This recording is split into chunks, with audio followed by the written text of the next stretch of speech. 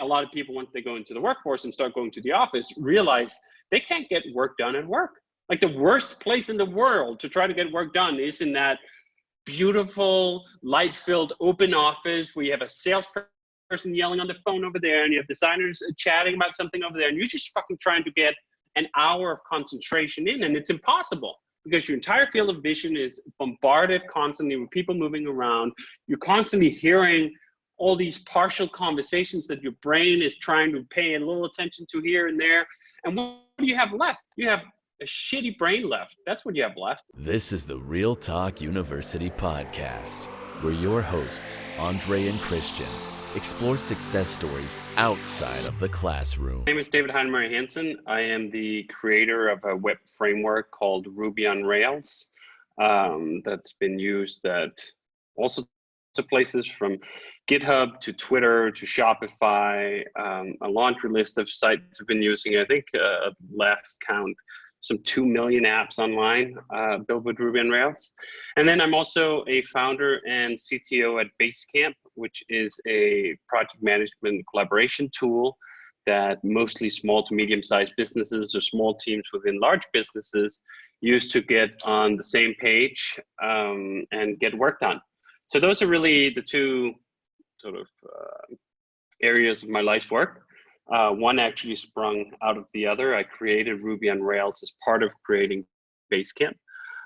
Beyond that, I'm originally from Copenhagen, Denmark, where I started working with Jason Fried, my business partner at Basecamp in, I think, 2001. So we've been at this whole thing for about 18 years now. I live now in Malibu, California. Awesome. So could you just go into a little bit about how you and Jason got connected and then how you were hired by him initially? Sure. Yeah. So Jason started a company called 37 Signals, a web design shop, back in 1999 with 3 other people. And a couple of years into that, I think 2001, he was interested in making some software for himself. He had an idea for managing your own personal library of books and CDs and so on, lending them to other people. He had been doing some software like that in the mid 90s with something called FileMaker Pro and wanted to make a web app with it. So he wrote on the Signal versus Noise blog, which is the blog that's still going today, 20 years later. That was started when the company was started in 1999. Some questions about PHP. He was trying to learn, I believe it was how to do pagination from page to page. I didn't know Jason. I was just a fan of the company. It had such a unique approach and voice. It was a web design company that when you went to the web site for the company, it was all text.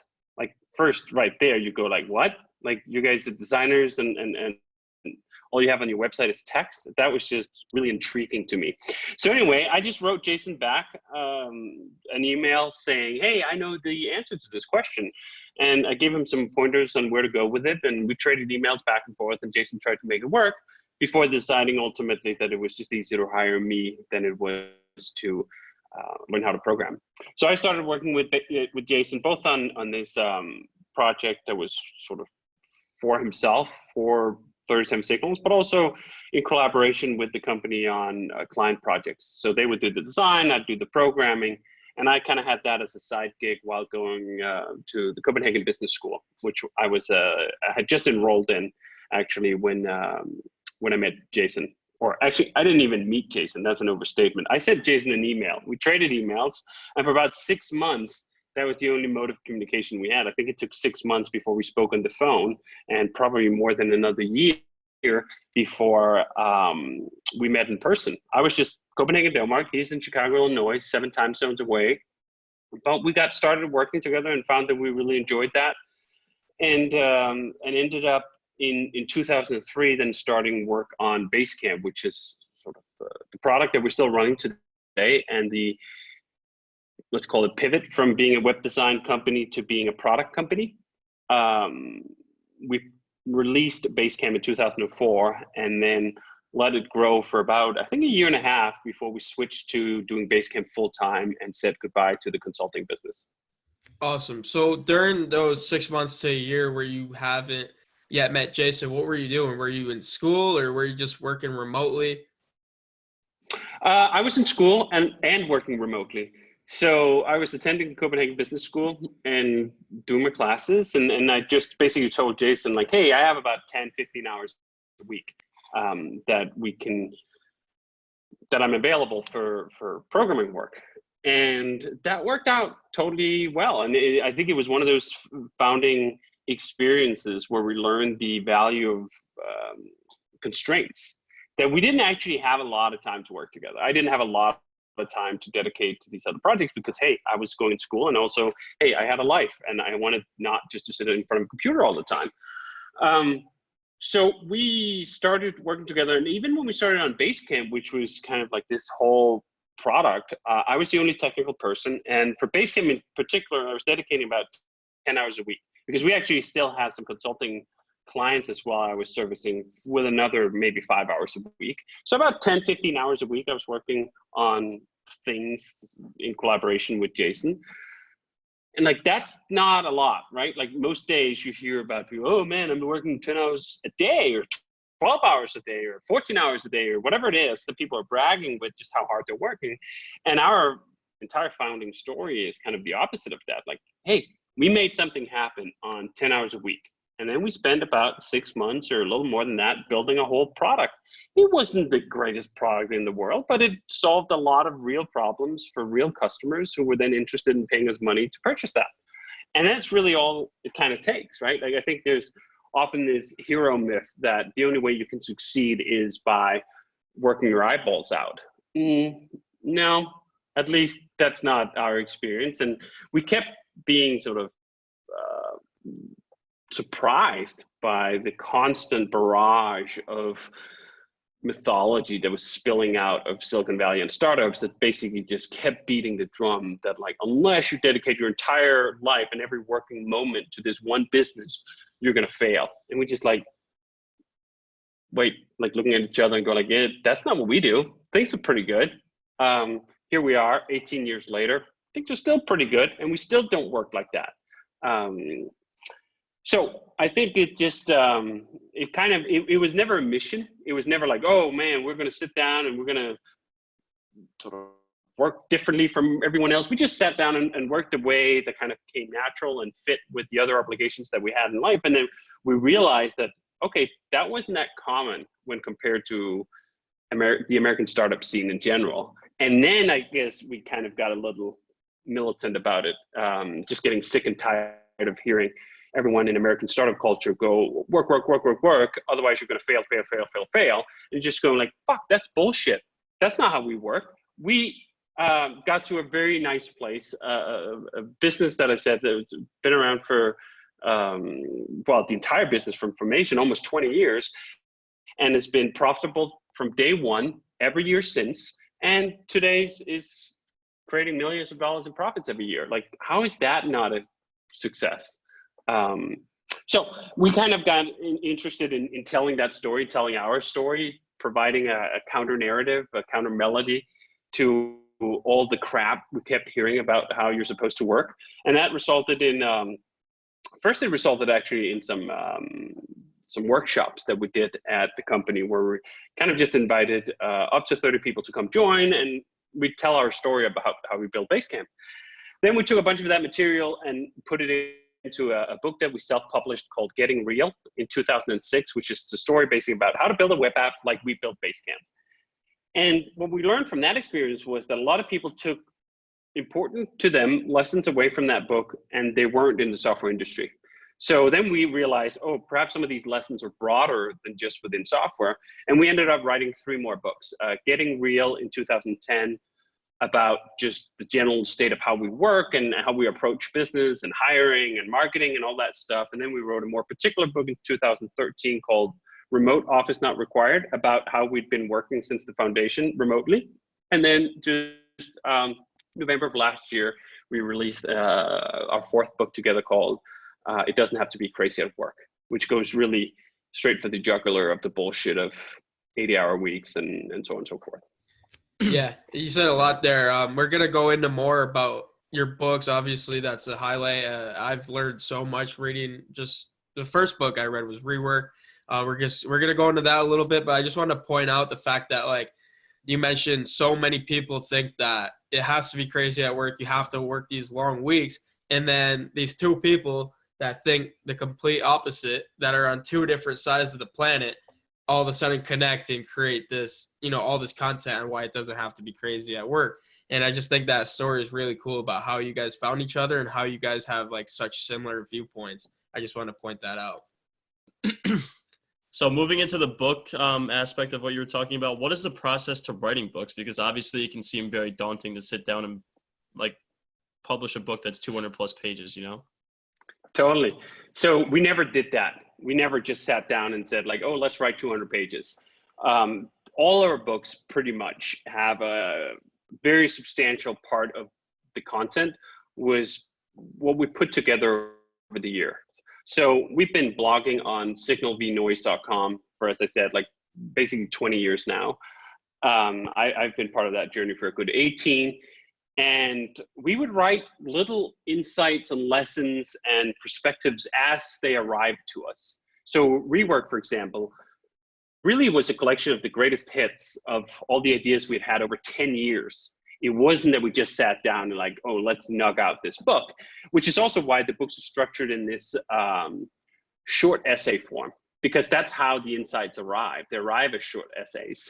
A lot of the stuff that was in Rework, at least I think Rework in particular, maybe like 70% of that was ideas we had either talked about at conferences or we had blogged about or had been tweets. Like a lot of the sort of the generation of the ideas, we get to test that first before we put it into the book. But I think that the key for us to writing books is to have something to say. And having something to say kind of has to come first. We can't sit down and say, oh, let's decide to write a book. That's not the process. The process is to slowly discover that there is some particular topic that ties together a lot of these ideas that we have, a lot of the stuff that we have to say, and that can be presented in some cohesive notion. Like Remote, for example, which is a book about working remotely and how to make that work, came as a reaction to talking to other business owners in the tech world, where we would get these glib, unreasoned, poorly thought out responses of why they weren't allowing remote workers. They'd say, oh yeah, remote work, I mean, that's kind of cool, but like our company is like really creative, and like to be really creative, you have to sit down at a table together in front of a whiteboard, and that's like really the only place you can get to these deep insights. And we went like, are you fucking kidding me? That is the biggest load of crap I've ever heard. What do you think businesses that work remotely do? Do you think they're not creative? I don't think anyone would point at Basecamp or the work that we do and say like, well, that's not creative work. Like you can't do that because you're not working remotely. And we just went like, this is such horseshit. And it is so transparently horseshit in the sense that like, it isn't a well-reasoned argument. It doesn't stand up to even a minimum of scrutiny. So that was a lot of the, it was actually 3 conversations I had within about 3 months with 3 different entrepreneurs in tech companies where I had that remote conversation talk with them. And I just kept hearing the same stupid shit. And I go like, I was just thinking in my head, you guys are smarter than this. Like you guys are running companies and you haven't even put an iota of thought into this major shift in how people work together. That's a goddamn shame. Someone should tell you what's up. And we were like, well, I guess we kind of have 10 plus years of experience figuring out what's up when it comes to remote work. Maybe we should just write that book. And I think the same thing with the latest book, It Doesn't Have to Be Crazy at Work, was actually also born out of conversations where you'd have these conversations with people and you'd ask, oh, so how's work? And they'd go like, oh man, it's so crazy. Like, oh, I wish there were more hours in the day. That's one of those fucking trite things that people keep repeating over and over again because they think they sound smart and accomplished when they say that, which they're really not. There's plenty of hours in the day. First of all, there's 24, and you should be sleeping like 8.5 plus of those hours, and you should be recuperating. Really, there's 8 hours a day to work. That's fucking plenty. The reason it's not plenty for a lot of people is that they waste the vast majority of their time on bullshit that doesn't matter. So if they instead just filtered those hours and filtered out all the bullshit, there'd be 8 productive hours left, which is a treasure. I mean, as I said in the beginning, we built Basecamp, the company, the business, off me having 10 hours per week, not per day. So all of a sudden having 8 hours a day, I mean, that's a feast. You don't need any more than that. In fact, I'd say even when I get 8 hours a day, there's no way I'm working productively 8 hours a day. If I get like 4, 5 hours a day of like truly productive time, that is a massive slam dunk of a day where I'm really moving forward, right? Most people just don't. They slice up their day into tiny little work moments, and they have a meeting here and a meeting there and checking internet there and being on Twitter or being on all sorts of other distracting sort of areas, and they don't get any core work because they don't string hours together into cohesive, complete blocks of time that allow them to do that deep, creative, diligent work they want to do. And instead they go searching in other places. Oh, I can't get work done at work, so I need more hours. What if I basically just work 2 jobs and I work 80 hours a week? Maybe I'll get something done then. The vast majority of people I hear brag about how they're working 80 hours a week. I feel like you aren't even working half as hard as I am, and I only work 40 hours a week, which means that you're wasting 4 times as much time as I am. That's just stupid. I mean, that's just like the math of it just doesn't add up. The physiological aspect of it doesn't add up either. I think it's one of those things where the tech industry prides itself on being so objective and being so intellectual and sort of understanding the science. And the vast majority of people who brag about working endless hours haven't even looked into the first page of the scientific studies that show over and over again that to do great creative work for the long term, you need to recuperate, you need to sleep, you need to exercise, you need to eat well, you need to do all these other things. And instead it gets put up in this false dichotomy that you have to choose. Oh, either you really want this business, but that means you can't have any friends, you can't work out, you can't eat well. You have to basically just be sort of sitting in your chair for 14 hours a day while your body withers away and your mind gets blasted. And you're like, what the fuck are you talking about? This doesn't make any goddamn sense. And not just in an intellectual sense that it doesn't make sense. It doesn't make sense in any way, right? Like it only makes sense as sort of this hero cape that you're so amazing, you're so awesome, you're so deserving of venture capital millions because you're really putting it all in there. You're really investing yourself in it. And it's just, it's A, false, it's B, stupid, and it's C, not how people are doing it everywhere, right? Like this is not a universal phenomenon, by the way. I think the American tech industry and startup industry in particular is afflicted with this in a myopic way, where if you look to Europe or you look to other places where they don't work like this, somehow entire countries and continents still operate and still create companies and products that people want to buy without working in this stupid way. All right, that was a long rant. It's so true. It's so true though. And I think a lot of the things that, are the cause of this is that people, like you said, they think that if they just work these long, tireless hours, and they just think that they'll deserve success by doing that, even though they're not actually focusing on the thing that matters, which is putting in value rather than just time, because there's a huge difference, right? And I just wanted to ask you a quick question about Basecamp. And, Basecamp actually gives you the ability to work in remote teams. So was that kind of the idea, or was that something you figured out as you were developing this product? Yeah, that's a good point. So we built Basecamp for ourselves. When we started building Basecamp, we weren't even intending that this was going to be a product. We just wanted a better way to run our own consulting business. And so we built a piece of software that would work well when I was 7 time zones away in Denmark, and I'd be working, let's say, in the morning my time before Chicago woke up, and that I could still be productive and I could still put down the major issues we need to resolve. And a lot of that resolved around the idea of asynchronous collaboration, that we could not operate, we could not work together if every decision we had to make, if every status update, if every sort of exploration had to be a meeting. If we had to sit down at the same time in front of each other, even if it was video chat, we just couldn't work together. That wouldn't work. Neither would even think like IM or chat, which also required that both participants are sitting there at the same time waiting for the other person to speak. So we needed a way of working that was conductive to this sort of asynchronous asynchronous time shifting, where I'd work at least half my day with Chicago being asleep. And what we found out was that that's not just a great way of working if you're 7 time zones away. That's a great way of working even if you're sitting right next to each other. When I moved to Chicago in 2005 and started coming to the office, one of the first lessons I had was we got less done when I was in the office, not more done. We got less done. So we really doubled down on the idea of asynchronous communication, which goes back to this point of how you're using your hours and how can you string them together. If your day is constantly punctured by meetings and places where you need to be at a certain time, either in chat or video or whatever, you don't get to control your creative schedule, which means that if you're just in a good flow right now, you might lose that flow because you have an obligation you have to go to, rather than carry that streak out and carry that motivation out and finish that up and then go like, oh, I just put in 3 ace hours. Now I'm coming up for air. Let me check Basecamp and see what's up. And I'll check Basecamp and I'll see, oh, someone pinged me or someone wrote up a message, and I'll give them my reply then. It doesn't matter that it's 3 hours late.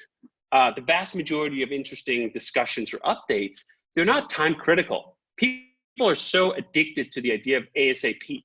And it's really an addiction in the sense that it's really harmful for both parts of the equation, both for the person who thinks that their entire world has to stop until someone gets back to them with their opinion or their verdict or whatever, and for the person who thinks, oh, I have to just drop whatever I have in my hands because because someone wants to chat with me. What the fuck?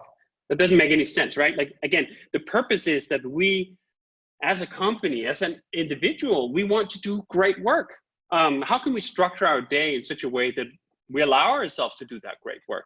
And I think most companies are almost structured in a way as though they were designed to prevent great work, which is why a lot of people, once they go into the workforce and start going to the office, realize they can't get work done at work.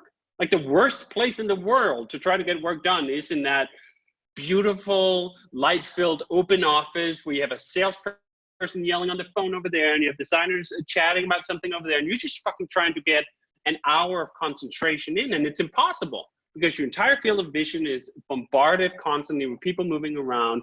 You're constantly hearing all these partial conversations that your brain is trying to pay a little attention to here and there. And what do you have left? You have a shitty brain left. That's what you have left. And do you get good creative work out of that? No, you don't. You just try to squeeze that brain harder and harder. Oh, I got to work more hours. I got to do these other things. And it just ends up getting worse, not better. So a big pitch we have, particularly with the most recent book, is to think about your company and your organization as a product in itself. Is the product working well? Is the organization working well? Is it allowing people to do great work? If it's not, and I argue in most cases it is not, you should fix it. And you can fix it. Organizations and companies, like software, are malleable. You can adopt different policies. You can try different things. You can start working in different ways. And all ways of working together are not created equal. Some are seriously just better than others. And this isn't rocket science, but clearly, just like our experience with remote work, it's not very well distributed common sense. Right. I think that even working long hours is due to the fact that people aren't able to focus, and then they think that working long hours is going to lead to the end product being better. But if you're working that long, like you said, your brain is just fried by the end. You want to go home. You're sick of being there. So what you were saying about having a quiet workplace is definitely huge.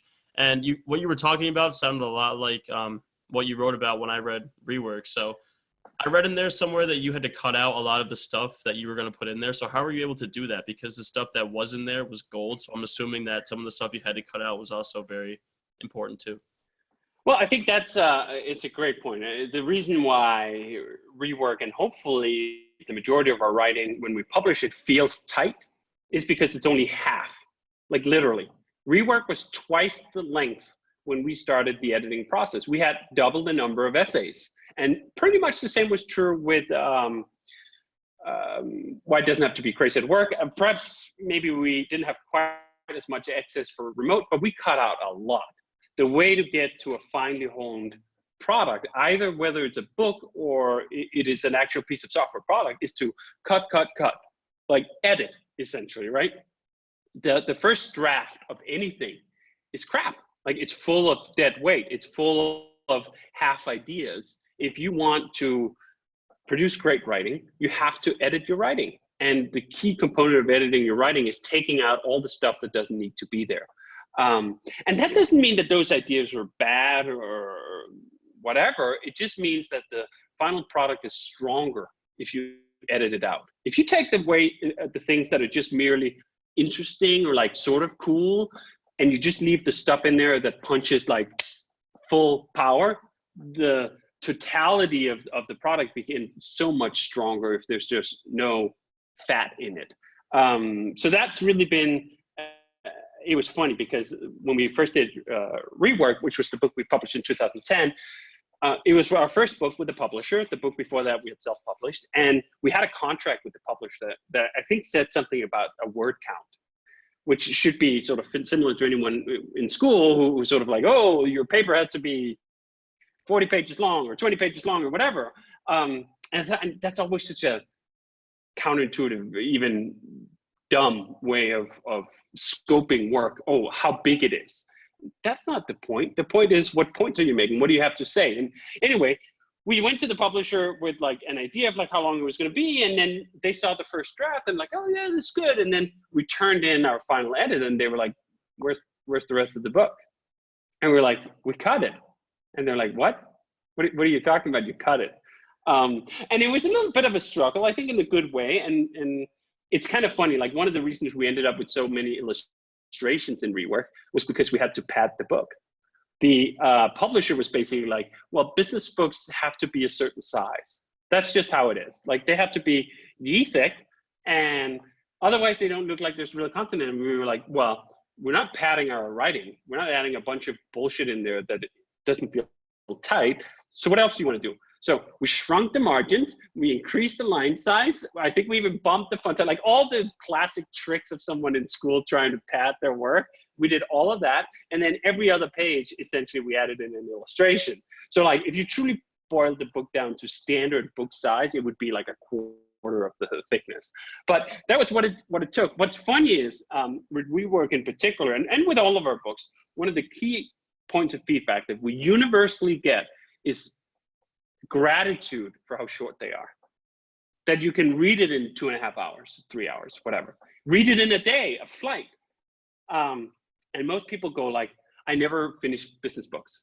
They just keep droning on and on and on about the same points and stretching them out. And those points should just have been like 5 blog posts. It shouldn't have been a goddamn 300-page book. And we found the same thing, both Jason and I have been critical about a lot of business writing. And you're like, it's just fucking too long. Just tell me the stuff where you actually have something to say. But that's kind of the economics of the book business. Don't really allow for that. Like, if you have 75 pages of gold, they're going to say, that's great. Now add another 200 pages of bullshit. So we have 275 pages total. And like, that's what we're going to sell. Very infrequently do you get the opportunity to just publish 75 pages of gold, which is kind of like what we had, like 75 pages of really punchy stuff that ended up being 220 pages because we added all this padding in. Yeah, absolutely. Yeah. I think the unique part about that book was the designs, for sure. Like, it just kind of helped you visualize what you guys were saying. And that was actually the only book I've ever read within one sitting. And I think that's like the most effective way to do it, because you grasp all the information. It's not something that you have to put off. You keep putting off. And all the advice in there was actionable insights. So it's something that you can take and apply right away, which is obviously a really important part in writing a book. Yep. So that's awesome. And I like how it like kind of relates to what you said about you have to work smarter, not harder. Like, if you can just read a book in 30 minutes and get a lot out of it, it doesn't really matter. Like, don't sit there and read for 5 hours just to get the same stuff. But would you ever consider like taking what you cut out and making a rework 2 or like a second version of the first one?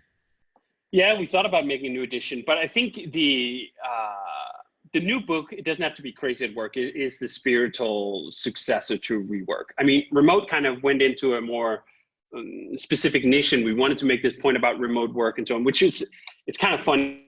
Like, the book didn't do as well as Rework when it first came out. And I think part of that was the world just kind of, the US in particular, just kind of wasn't ready for that. Now, I think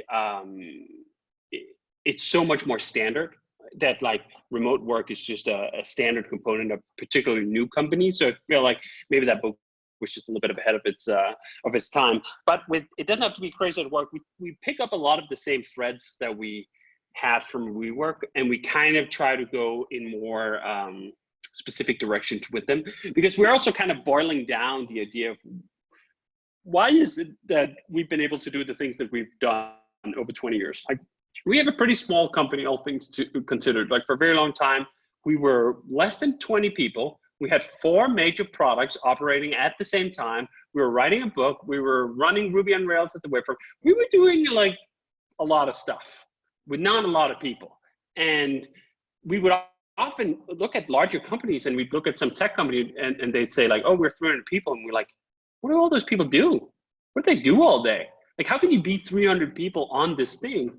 And I think what we learned is it's pretty easy actually to be 300 people on a thing that could be done in essence by a 1/10 of those people. You just make sure that each individual don't get too much done every day.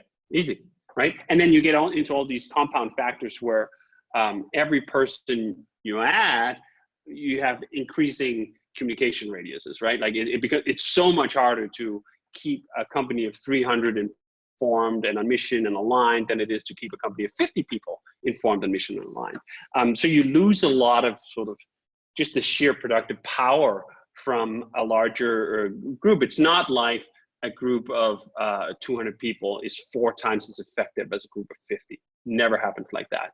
Maybe they're like 30% more effective or productive, I should say. Effective may even actually be net negative. But yeah, so we kind of just had that idea that staying small, staying nimble, it was not a stepping stone. We weren't going for somewhere. Jason and I didn't sit down, oh man, I wish we could someday build a company of 1,000 people, 10,000 people. In fact, we sat down and did the opposite. Oh, all the miserable people we know, they run large companies.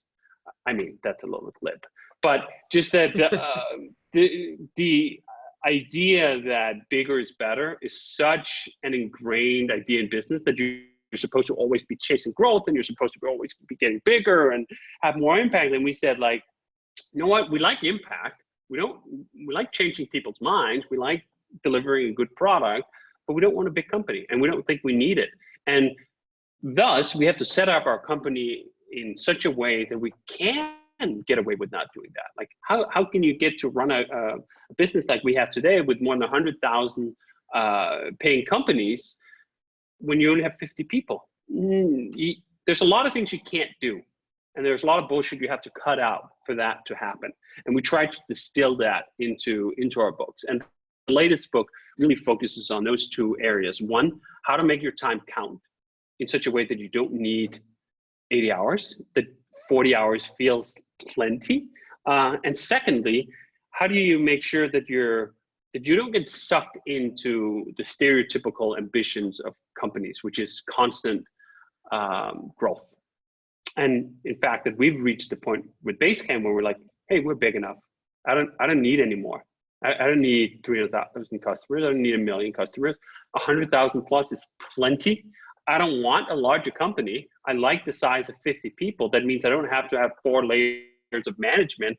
And for me to have my entire workday constrained to having calls with all these layers of management, I can actually do real work. And again, that's also a little clip, because management is real work too. But I like to work with my hands. I like to program. I like to create things myself, not just directing others to create things. And the same with Jason, he loves to design, and we both like to write. So if we want to continue writing, programming, and designing, we have to set up the company in such a way that it doesn't consume us from a management perspective. And we thought, like, hey, 50 people is a good place to do that. But that requires us to reject a lot of the standard ideas about capitalism and growth and whatever, and say no, and say, do you know what? There's all these opportunities. Actually, just in the last year, we shut down signups for a major multi-million-dollar product called Highrise, which is the CRM system that we've had for 11 years. And we did that not because we didn't think this could turn into a great product. We could have hired more people and run it, and we could have built a big product based on that, but we didn't want to. Like, Basecamp is big enough. It sort of requires our full attention of 50 people. That's good. There's all the satisfaction we need in that. And then what we get back is that Jason and I, as I said, we get to work ourselves. We don't just get to direct others, and we get to have a life, and we get to live that life. Like, what is the purpose of spending all this time building up this great company that's generating millions of dollars in profits if we don't get to enjoy any of it outside of work? That just seems, again, dumb to me. So true. Yep, no doubt. I always say that, like, what's the point of working and grinding your ass off for all these years just to not have anything to do with it in the end and not have any fun? But do you ever receive any like backlash or like disapproval of your ideas? Because obviously they go against what a lot of corporations believe in. Constantly. In fact, to the point where if we don't receive that backlash, I kind of get skeptical about whether we even said something. I think the majority of our opinions have always been formed and forged in the sort of whirlwind of pushback.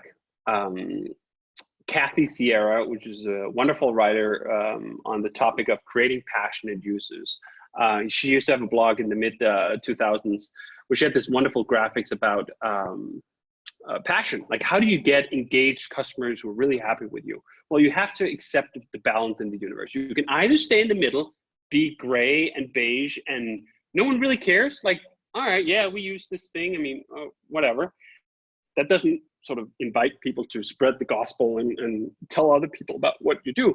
If you want people out here, people really love what you do, really passionate about your product, you have to accept that to get someone out here, there must be order and balance in the universe with an opposing force on the other side of people who absolutely hate your guts, who hate what you're doing, who thinks you're totally stupid and wrong and whatever. That is the balance wheel you have to be on. And we just said very early, we're comfortable with that.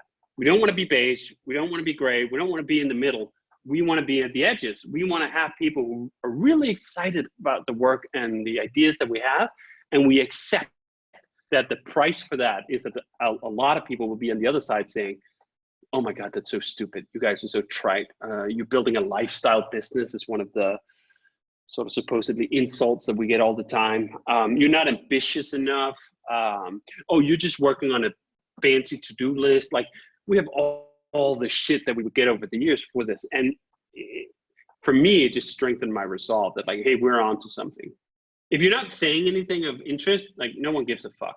If you're saying something of interest and there are people who like it, just accept there's going to be people who don't like it. Now, that doesn't mean that just because people hate what you do, you're on the right track. That would be a pretty erroneous conclusion to draw from that. But I will say that it is a likely side product if you are doing things, if you are pushing boundaries, and particularly if you're pushing the cultural frame. And we really are pushing the cultural frame when it comes to especially American work ethics and startup culture in general, that a lot of things are just taken for granted. And we say, hey, stop for a second, think about the stuff that you take for granted and revisit. Maybe it isn't so smart.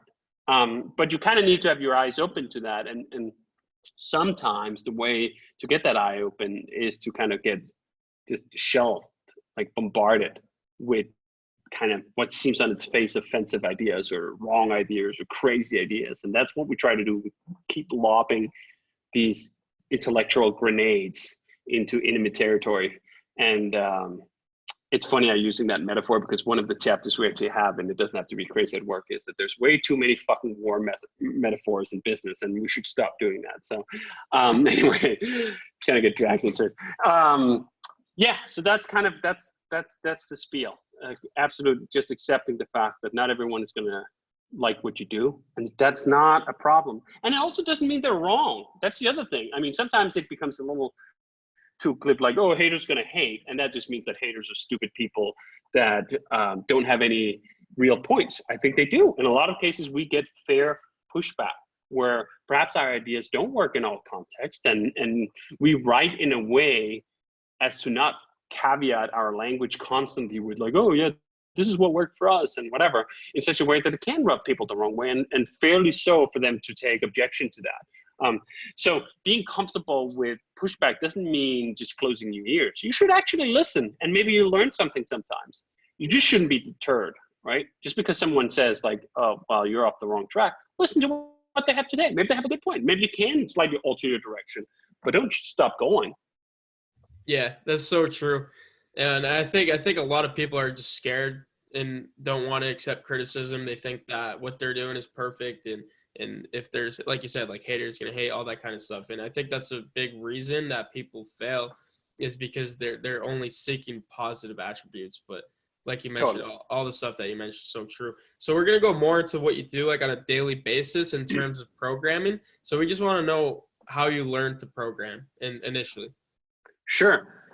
So I took quite a few steps at it. I got my first computer when I was 6 years old, and I tried to learn how to program by typing in games from the back of a magazine. So back then, this is like what, mid 80s. A lot of software was actually distributed in written form. Like they would write all the code down in the back of a magazine, and then you could get that by typing it in yourself. It was a pretty primitive way of distributing software, and it didn't click. I don't think I ever got a single game that I tried to type in to work.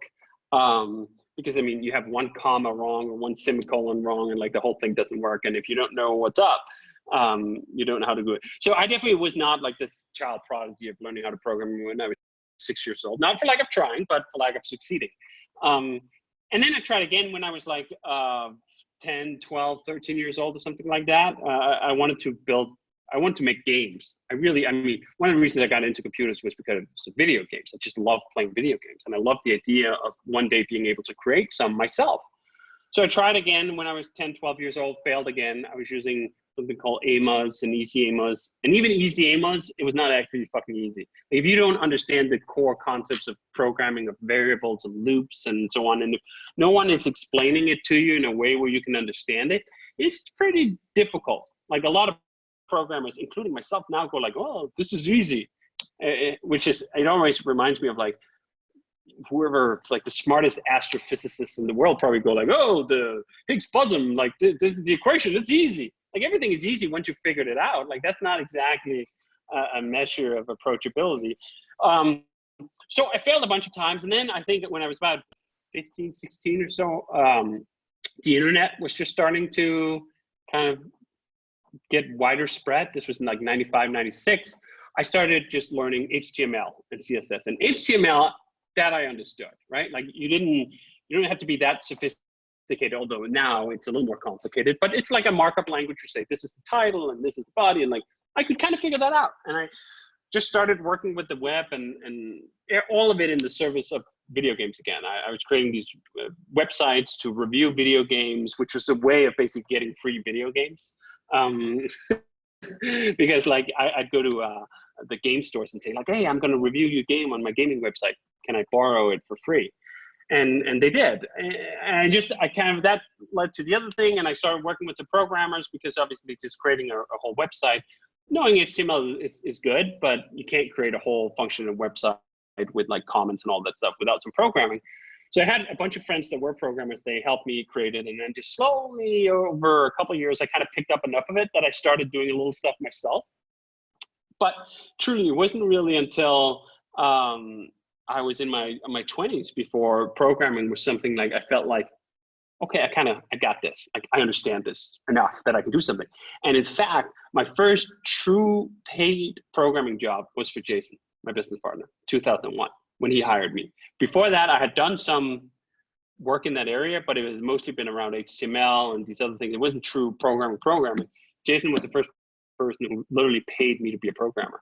So it took a long fucking time, right? Like I tried at 6, failed, tried again at 10, 12, kind of failed, started at like 15, HTML, whatever, didn't truly get it until I was into my 20s, which is another reason I'm kind of on the barricades about a lot of the startup culture, which is all about like, oh, if you start to learn programming when you're 20 years old, you're already 10 years behind. Like all the masterminds started when they were 10 years old. I was like,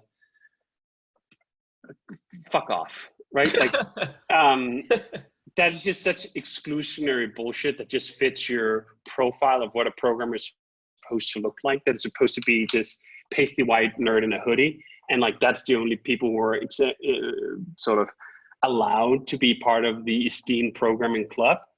Fuck that. There's programmers of all sizes and shapes and ages and whatever, and that's what's so wonderful about programming, is that like anyone really can learn it. There's nothing sort of physiologically holding you back. It's not like, well, you can't be a football player unless you're so-and-so tall and so-and-so strong. anyone can really learn how to program. Now, anyone might not get good at it or be interested in it or whatever, but the people who end up being programmers are the people who program. Don't give us any of this other bullshit about what they're supposed to look like and what age they were supposed to start at or all of this other nonsense. Definitely. Yeah. I think that's so true just in terms of like the stereotype that they get. And I just want to ask you quick about what you said earlier about creating your own video game. Is that something you still want to do, like create like a mainstream video game? Is that something you're working on? It's funny because no. I realized that one of the reasons I had such a hard time with programming was because I was trying to learn how to program games. And programming games is a lot about math. And that was what I equated with video games for a long time, or not video games, with programming for a long time. And that was why it was kind of like, this isn't really my thing. Like, I'm okay at math. I can figure shit out. I don't want to do vector calculations, right? Like, that's just not that's not what I'm interested in. And what really clicked for me for programming when I realized was that programming is not just programming. There's programming that's a lot like math. If you want to program a 3D video game engine, it's mostly about math, right? If you want to program, let's say, a business communication system, it's mostly not at all about math. It's much closer to writing. And I really loved writing from an early age. I mean, when I was sort of infatuated with video games, the main expression I had for that appreciation was writing. I would write reviews, I would write news, I would write all these things. And it was really when I saw that programming could be like writing, that it clicked for me. And I was like, yeah, I can do this. I don't want to do the math thing, even though, I mean, occasionally you have to, but I want to do the writing thing. And programming can be writing. Awesome. I'm on board. Which means, like, yeah, I can't write a video game. I've tried a few times to look at some of these things, and I have this vague understanding of like the basics of it. And then whenever I see like collision detection, for example, like two characters on the screen, when do they touch? And I see all the calculations for doing that. I'm like, yeah, okay, this is why I'm not programming video games and why I program business communication systems. Yeah. So besides like attempting video games, what were some other projects you worked on during your high school years or when you first kind of started? Yeah, so it was all about publishing for the web. I had the first website I did was something called, in Danish, essentially the console, like video game consoles. And the console, I think I started that in like 95, was about reviewing a bunch of different video games. And then I think maybe 1 or 2 years later, I started a website called Quake3.dk, which was this anticipation website for the release of the video game Quake 3. I was infatuated with the game Quake 2, and probably the game I've spent the most hours ever playing was Quake 2. I mean, we would do all these LAN parties where you'd take your computer into a big room with a bunch of other people who brought their computers, and you'd like put the network together and you'd play like deathmatch. And it was such a fucking great game. And I really liked it. And we had such anticipation for the release of the new game that I think like for 2 or 3 years, we ran this website that almost daily had something to write about. Like, oh, they just released this new thing, or there's this new piece of artwork out, or whatever it is. So I ran that website, and then I got hired by a portal in Denmark. This was around the year 2000, where like web portals like Yahoo and so on was really taking off. And there was a Danish web portal. They wanted to have like a gaming section, and they were like, oh, hey, do you want to come write about games here and get paid to do it? And I was just fresh out of high school, and I was like, oh, fuck yeah. This sounds great. Like, you're actually going to pay me to do this? I was just doing it just for the fun of it. This is great. So that was called, well, first it was part of this portal. And then part of that work, I spun out another thing when the portal thing kind of was looking a little shaky. A new website, new gaming website that was going to be its own thing called Daily Rush. And that website is still there. Like, I think it's been around for 18 years. I was only involved in the first like 2 years. I built it, I set it up, whatever. And then this guy I knew took it over and ran it until, kind of sad story, he died a couple of months ago. But like 20 years almost of sort of continuation of that process I started back in 95 with these websites. And do you still have a passion for video games today? Like, do you still play any system at all? Yeah, I totally play. I've actually gotten more into it again now that my oldest son is 6 years old. We played a bunch of video games together. Mostly Nintendo games, Nintendo Switch, Mario Odyssey, and Zelda. I'd say those are probably two of the best games of all time, and they're definitely two of the best games of sort of recent years. And then on top of that, we played a bunch of Minecraft. He loves Minecraft, and I've always played a lot of racing games. I kind of got into real racing once I moved into moved to the US and got my driver's license and so on. But I kept playing racing video games. So Forza Motorsport 7 on the Xbox, and the game I've been playing a lot with my boy is Horizons 3 and Horizons 4. Those are just great open explorer kind of games. And yeah, I still love video games. I sometimes I'll get on these kicks. Like I won't play video games right now we're playing because he wants to play a bunch. But before that, I kind of get into these kicks where I'd find like one game, like on the iPad, for example, there were these, I think it's called Kingdom Rush.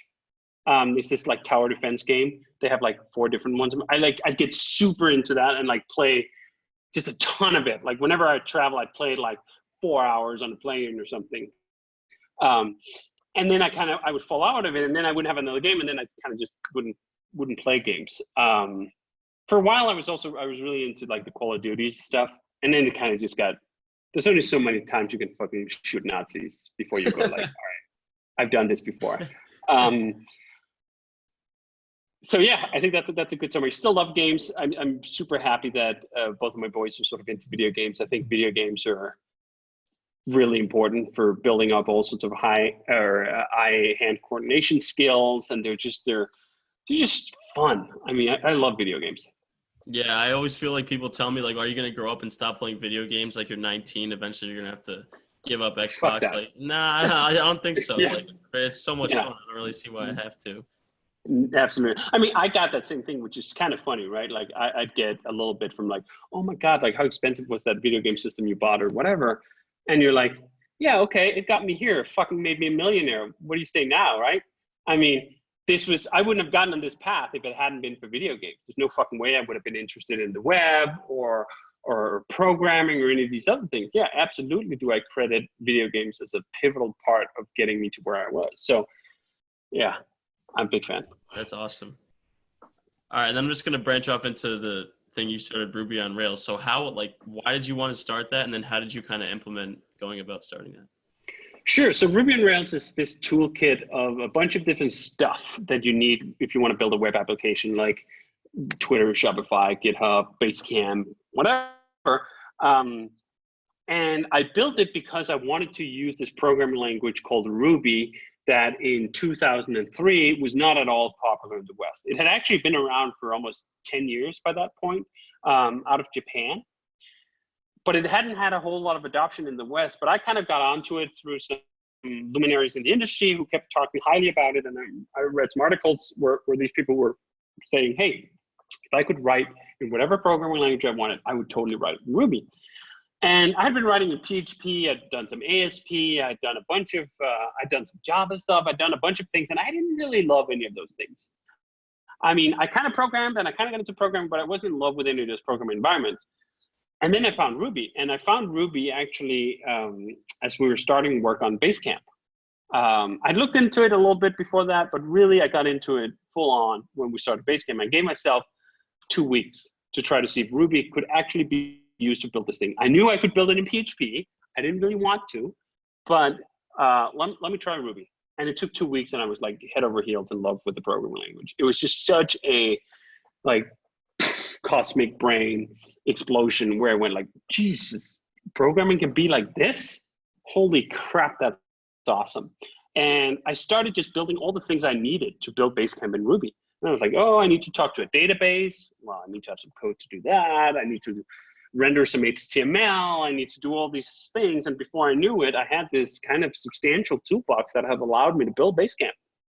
And I thought like, well, I'm building on top of a lot of open source software here. I'm using an open source web server and database server and operating system. And I get all of these things for free just because people enjoy writing this code or being paid to write this code, and they're sharing it with the world for free.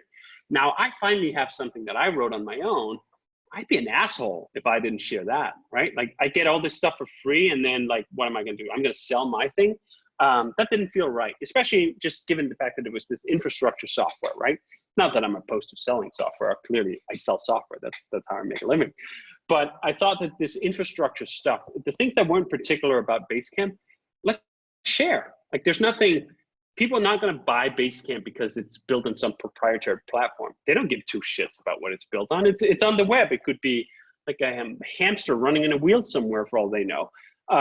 That's not the differentiating factor.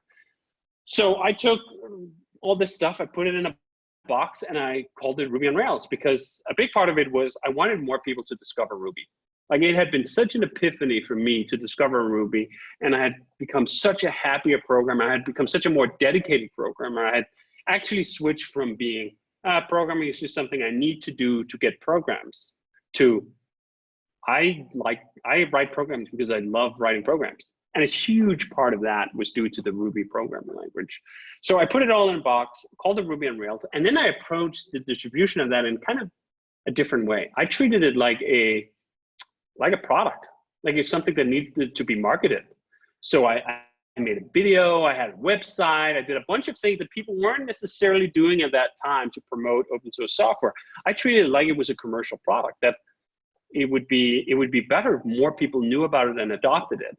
I had all sorts of guerrilla marketing strategies of antagonizing other programming communities, particularly the Java community, that kind of played out to varying degrees of success. And kind of just, I wanted to kick this off. I wanted to give Ruby a real shot at becoming a major programming language that was completely legit for someone to choose for their new product. And I think that part definitely worked out, right? Like, millions of apps have been created in Ruby on Rails. It's a fully legit thing for people to pick, versus when I did it, there virtually were no one in the US getting paid to write Ruby programs. And now these days, there are probably hundreds of thousands of people around the world getting paid to write Ruby. So, yeah. Yeah, that's amazing. I just know from personal experience, trying to learn Java definitely wasn't easy. So I'll have to check that out. Ruby, I'd say, is a lot easier. I really wish Java was the thing that they taught at my school as well.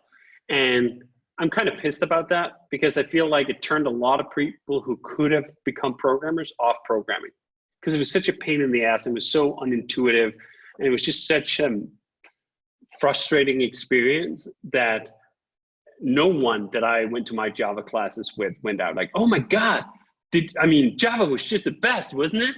No, they all went like, oh, fuck.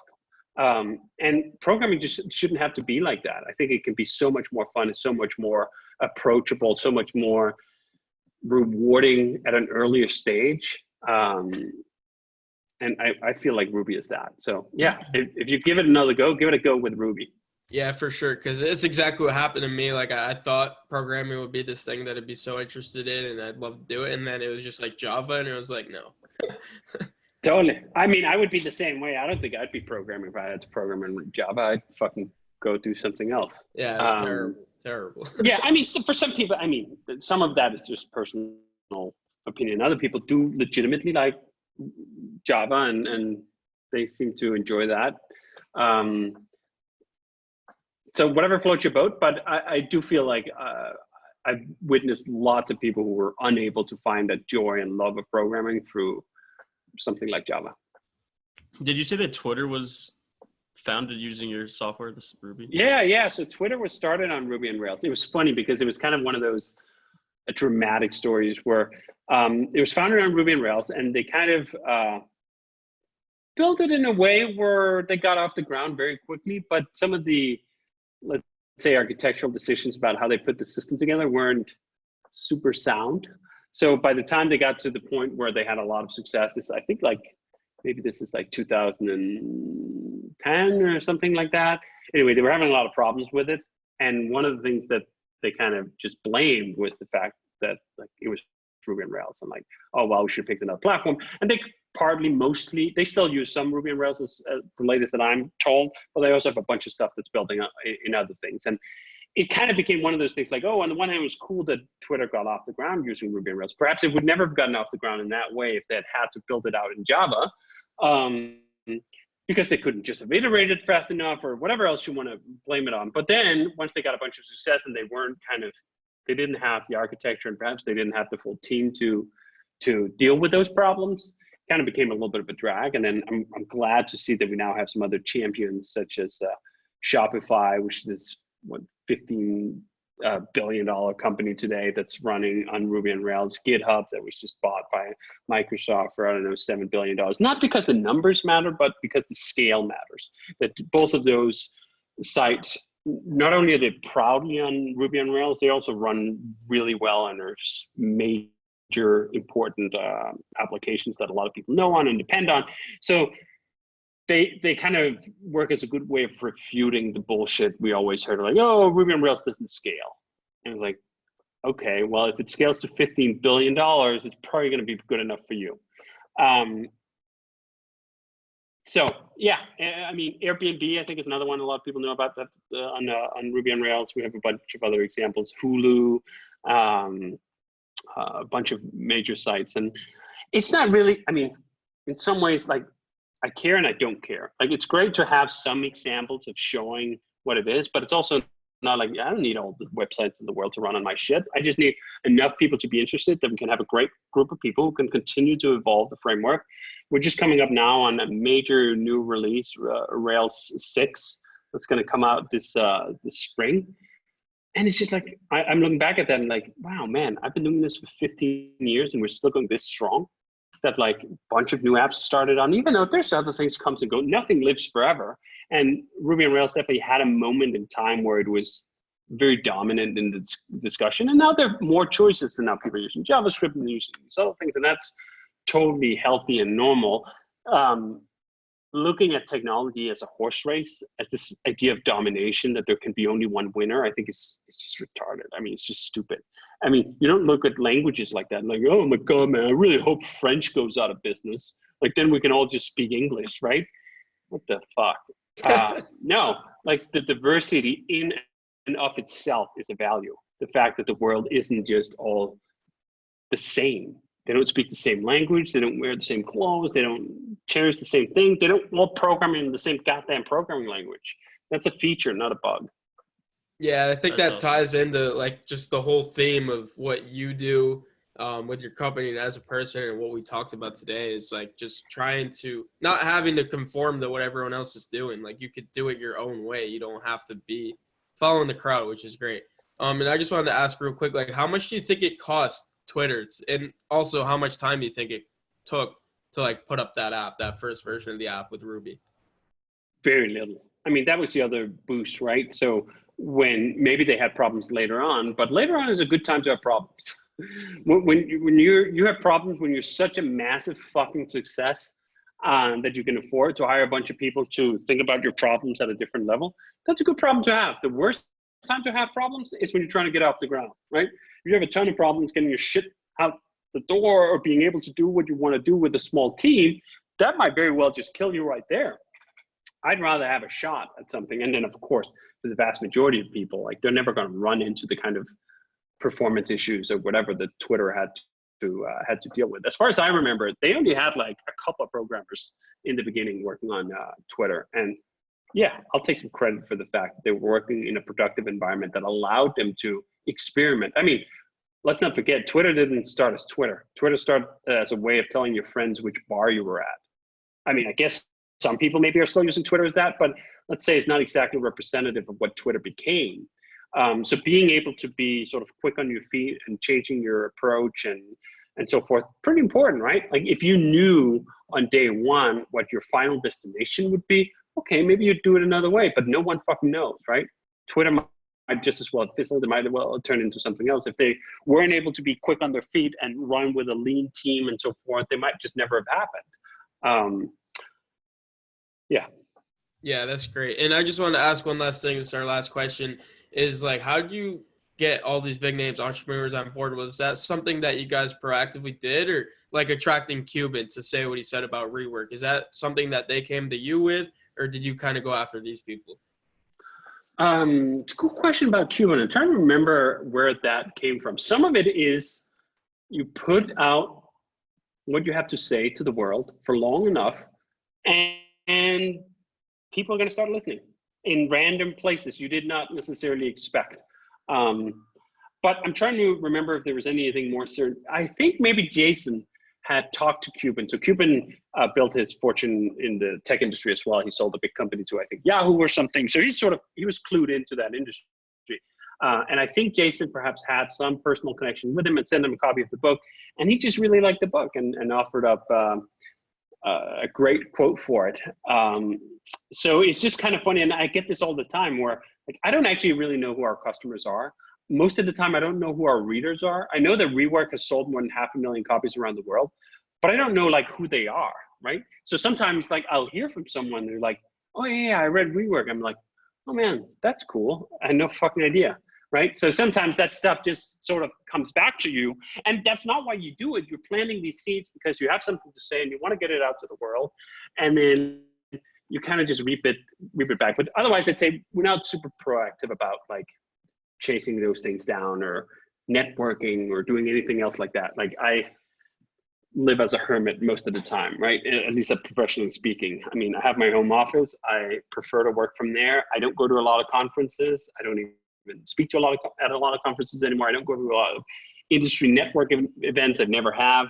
That's just not my kind of, I like to interact with the world a little bit at an arm's length, preferably through writing. So like, I tweet a lot, I write a lot, and like that's kind of how I interact with the world. And it allows me sort of this buffer space where I can then also retreat into my own thoughts and my own work and protect that time, not split it up with tons of lunch meetings or tons of network events or conferences or all the other stuff that goes with that. Awesome. And if there's one thing you want to leave our listeners off with, maybe where they could find your book or just one last message, what would it be? Sure. So I'd say if you're interested in any of these topics we've talked about today, my books are really the distilled form for all of that stuff. Basecamp.com/books. You'll find all my books there. Links to the book. Basecamp.com is the business that I built. And if you're into a fire hose of political tech and various rantings, then @DHH on Twitter is a good place to follow me. And I have my own website, dhh.dk, where you can find out stuff about me. Awesome. Awesome. Anything you want to add? That was awesome for sure. Thank you so much, man. Yeah, we really appreciate the time. My pleasure. Yeah, let me know when it's wrapped out and I'll tweet it out. Sweet. Appreciate Thank it. you, Yeah, man. we'll send you Appreciate everything. that. Appreciate the time. Great. All right. Later, guys. Keep it.